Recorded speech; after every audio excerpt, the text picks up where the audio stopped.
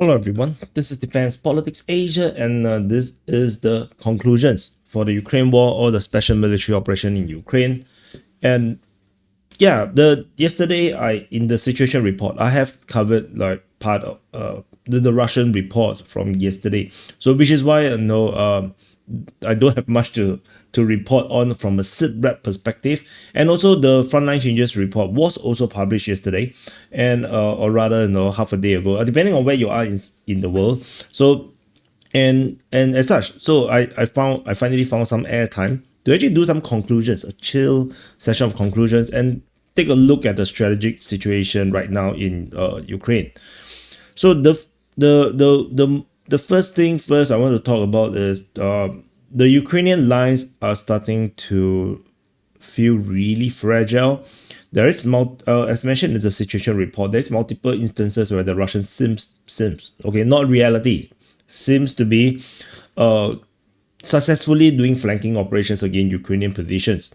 So you can see, for example, in the Norway situation, Ukrainian forces are holding a strong line in Norway. However, the lines that is covering in the south of Norway got broken through, and the Russian forces basically broke through, and they are now threatening to attack into the rear positions. Once the Russian forces able to take this sector, the Ukrainian forces within Norway will not be able to hold positions. They will be under pressure from two sides. The Russians could potentially pincer them, and this will force the Ukrainians into a reverse offensive towards their own direction. So that is not a good situation for the Ukrainians. And this scenario has been played many times already in the past few months, in fact, and it seems to be getting more and more intense. The number of this kind of maneuver. For example, another one that is currently happening is around the Toreks front, and you can see the similar situation over here. Ukrainian forces were holding a rather strong defensive position over at Dashne, probably along the railway line as well, and they probably have some lines around here. And from this perspective, you can see that this sector here is the weakest, and this is because there's a lot of directions where the Ukrainians could help. They can protect each other, right? They can shoot across each other, to defend each other. But this line, the three lines here are much more sparse. The farmlands are pretty big. Like one width of this is 1 kilometer. So these are all very big farmlands, and the Russian forces basically punch through the weak lines, or the weaker lines, and then they just gone through, and the Ukrainian forces, probably due to the inferiority of artillery drones numbers right now, because the Russians currently have more drones and superior electronic warfare, the Russians seems to be able to suppress the Ukrainians, and able to constantly hit the forward positions. So from my sources that I understand is that typically the troops that is holding the forward lines, have very sad life, or no life. Actually, they don't have a life. They literally die. So the bombardments on forward positions can be so severe to the point where there's hardly a trench left, or there's hardly a bunker left. That kind of situation. And so when when the soldiers are getting deployed to the forward position far away from the rear, they find themselves in no man's land, in an undefendable place, and they often suffer very bad fate. And this kind of forward positions are very similar. And with the Russians, if they very intend to do a serious push, they are going to be able to punch through with superior numbers. And we can see that they continue to punch into the rear positions, totally avoiding this entire sector of heavy entrenchment. They are now into the rear, and once they go into the rear, you can see how this goes, right? The Ukrainian forces is like, oh shit, they cannot reinforce, then they will have to retreat, because the Russian forces previously was already noted to be around here.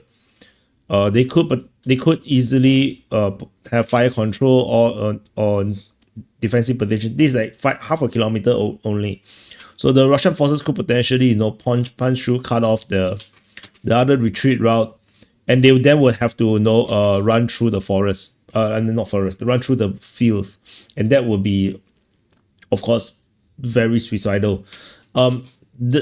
And yeah, you can see how this will go with this. Yeah, then this is the only way out.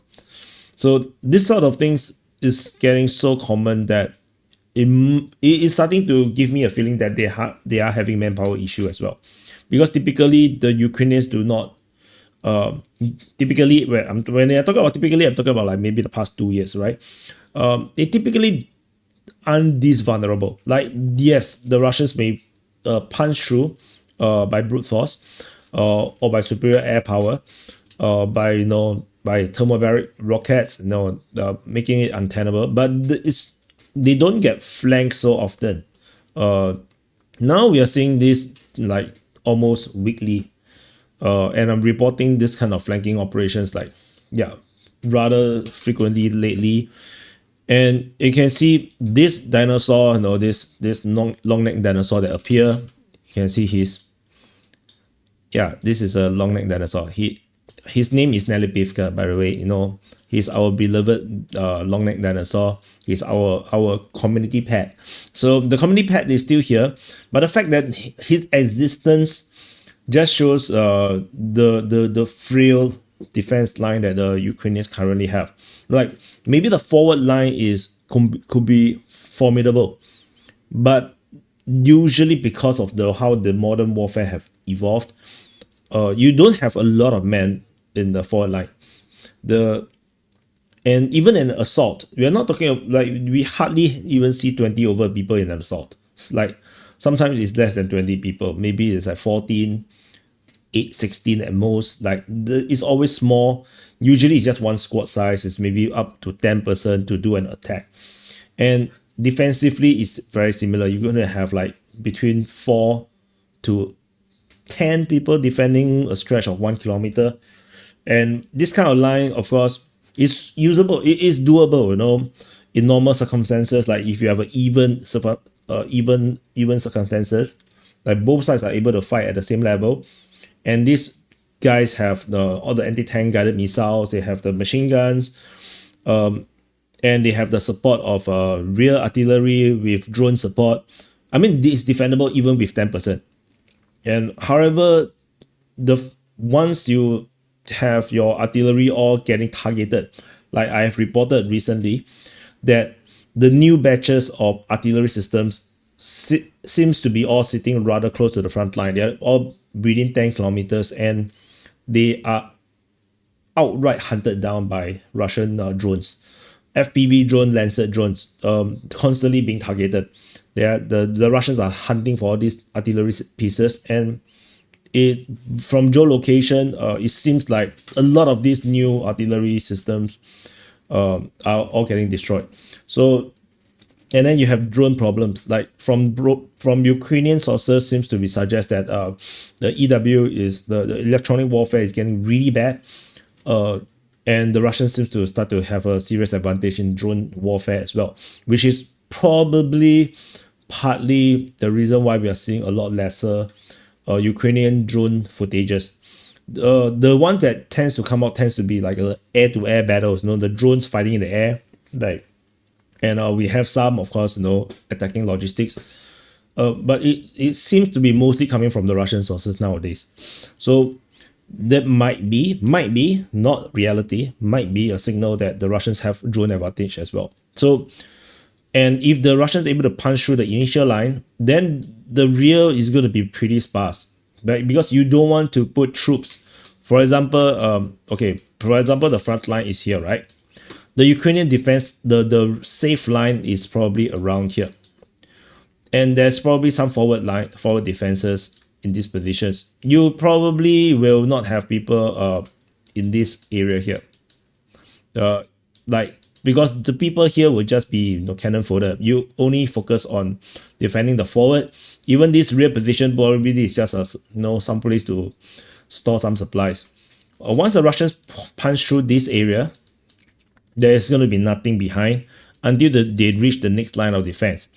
And the next line of defense tends to be, already where their rear positions are, the bunkers, where they do rotations, and if they are not careful, if the Russian punch very quickly, they could potentially drive over far away and overrun the positions.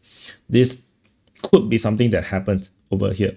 Of course, this does not apply to every single front line, or maybe it's just this front line. Similar situation around here. The initial line, I would imagine, because the Russians have this position, and they have this, the Ukrainian lines probably is only here. And that's about it. Maybe the other line is here. And maybe some position here. The Russians could easily just punch through with armored vehicle, land troops. And then these forces here might be stranded. And then they will start to retreat. They will start to run. Because they run the risk of getting encircled. And then the Russians could potentially take the position. And because there's no one here, they can continue on to the other rear position. And the forward troops, in the rear in Dashne, probably the operational HQ is here. They will get shocked, and then the Russians are suddenly here. And this is how we saw the Russians broke through in the Pokrov front over in Marolyubivka. This is something similar to that kind of probably something similar to that kind of situation, where the Ukrainians have a probably very strong forward defense position. And yeah, so it's going to look something like this. Ukrainians probably have some positions like this. Yeah, this probably like this. And the Russians just punch through the weak spot, enter into the city, into the town itself. And then now the Ukrainians found themselves like stranded in two halves, and then they will have to react. They have to react to this, and then this forward position might be getting very uncomfortable, because if the Russians successfully bring in and cut off the causeway, the dam here, then they cannot retreat. So then this force will be encircled. So this is the kind of situation that I feel like it's getting way too common, and this is a sign of a manpower issue, because if not, there will be lesser weak spot. If you have a lot of manpower, what will happen is that you have a strong position around here. You're going to have a lot of defensive positions all along. Like you're going to have all of this going to be manned very strongly. So if you try to punch through, then you're going to get attacked from multiple sides. Then you just get destroyed before you reach your destination. But when you don't have all this, then the chance of punching through is higher. Then yeah, this is why I think maybe we are seeing some manpower issue already, and we are now still within our window. The previous, when we do the manpower, the estimation of the death number or losses for the Ukrainian side, and then based on the help of AI, the calculation is 3 months from that video to 6 months. Then after that, the Ukrainians will lose the combat capacity to really defend properly. Like defend properly means that the front line will seem to be largely holding. So by now it's around 2 to 5 months time. So by 2 to 5 months time, the insufficient recruitment and training of new soldiers to replace the lost soldiers, because the Ukrainians are losing a lot of men. Of course, the Russians are losing men too. But however, the number seems to be 10 to 1 difference. I want to show you something. So this is posted by Lord Babel. So he posted on April 18, and he has been seemingly tracking the numbers for the body exchange. So we have on February 14, 45 for 45 for 757, 49 for 757, 42 for 500, 50 for 500, 37 for 500. So if you look at this number, there is a consistent, more or less consistent number of over 10 to 1. I also have to preface that Russia is capturing ground. So because Russia is capturing ground, clearly they're going to have more possession of bodies. They're going to possess more bodies because they overrun the position. So this number, of course, does not mean that, like for example, in this post, they say that it's 22 for 1, 41 bodies for 909 bodies. This is clearly inaccurate. It's not the correct ratio of death number, because like I said, Russia overrun positions, they get more bodies. So Ukrainians only get the bodies of Russian doing assault and fail. So the high chance is probably 10 to 1 at most. It's not going to be higher than that. And you can clearly see that the Russians still have soldiers dying in assault. So it's not like the Ukrainians are not going to get any Russian bodies that are in the grounds where the Russian captured. So we have to put this forward. So, but the Russians do attack and fail, and people do die. So, don't get too proud, or too snobbish, or to be a bit more humble. People are dying. Like, this is real situation. And I say, the highest possible number is at most 10 to 1. So this number, this situation, like I say, with all these body numbers and everything, it's a signal. It's not reality. It's a signal that the Ukrainians are having a manpower issue. The estimate, like I said, is between another 2 to 5 months. Then we'll start to see the front line really break down very badly. And yeah, it's no longer to be like, normally use the word collapse, but the section of the defenses collapse, that's normal. But you may start to see front line level collapse, like what happened after the Avdiivka had fallen. After Avdiivka fallen, the entire front actually collapsed, and the Ukrainians was struggling to plug the hole until we reached the Pokrov front, and that stabilized the line, which is what not Zelensky, but what Syrskyi told Zelensky, and it was reported to the world that they managed to stabilize the lines. But stabilizing lines has a cost. You throw men to defend the line, so then the attrition will start again. And because when you are retreating, yes, of course you lose men, but you don't lose as much as you deliberately force your way in defensive positions. But if you try to hold a line, that's when you start to die. Have a lot of people dying. So we shall see. We shall see how this continue to develop. But hope this episode of conclusions is interesting to you, and let me know if you want to watch more conclusions. And and because life is hard now. And I think Ukraine war interest is also falling. I think across the board, every channel's views is dropping tremendously. So definitely, as I will also do my part, and of course report more on geopolitics, which is my passion. But the main bulk of you guys still prefer Ukraine war content. But there's there's not enough of you guys. if this decline continue, then we'll see how it goes. But if you want to support my work, do support me on Patreon. Become a subscriber on Patreon. That helps to put a financial cushion to allow me to focus and concentrate on reporting. If not, then I will be spending a lot of time worrying about the algorithm. Which I do. So thank you for watching. Press the like button, subscribe, and I'll see you guys. And check out the DP Open Mic. That is also one of the best community and most stable and dependable community that I have among all the DPA products. I'll see you guys in the next update.